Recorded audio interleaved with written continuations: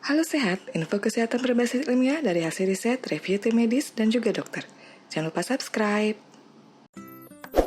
Pertumbuhan anak kecil dengan tubuh gemuk kerap dianggap lebih menggemaskan. Namun sebenarnya kegemukan awal pada anak juga bisa beresiko obesitas, apalagi jika berkepanjangan sampai remaja dan dewasa. Hal ini tidak menjadi lucu lagi karena pada masa kanak-kanak obesitas tidak menyehatkan. Perlu diketahui bahwa balita atau remaja yang terlalu kurus, terlalu gemuk, atau pendek bisa jadi menjelaskan status gizi yang bermasalah seperti berikut. 1. Obesitas. Ketika seorang anak lahir dengan berat badan rendah, hal ini mampu meningkatkan resiko obesitas ke depannya. Resiko obesitas cukup tinggi ketika berat badan lahir bayi rendah karena saat tumbuh kembangnya, orang tua cenderung memberi makan berlebih karena perasaan bersalah. Dengan asupan makan berlebih inilah yang membuat anak muda gemuk melewati batas. 2. Kurang energi kronis.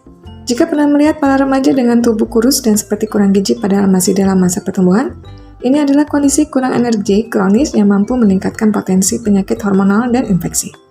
Kondisi masalah gizi satu ini dapat disebabkan oleh psikososial ataupun alasan ekonomi, namun jika dibiarkan dapat mempengaruhi kesehatan. Padahal pencegahan dapat dilakukan dengan mengasup makanan bernutrisi tinggi.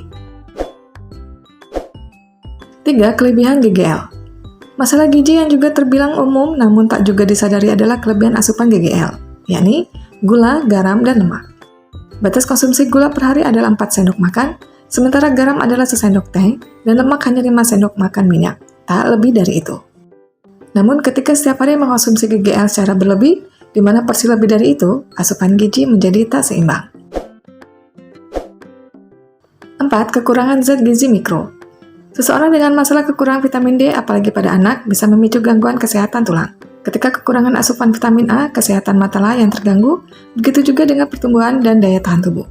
Sementara kekurangan zat besi menjadikan tubuh kekurangan darah alias anemia, sehingga sulit konsentrasi dan fisik cepat lelah. 5. Stunting.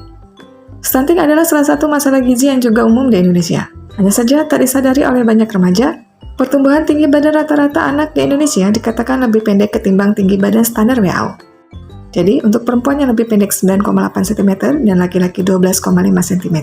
Dampak jangka pendek stunting pada fungsi kognitif cukup signifikan karena dapat mengurangi fungsinya. Begitu juga dengan gangguan sistem metabolisme dan kekebalan tubuh.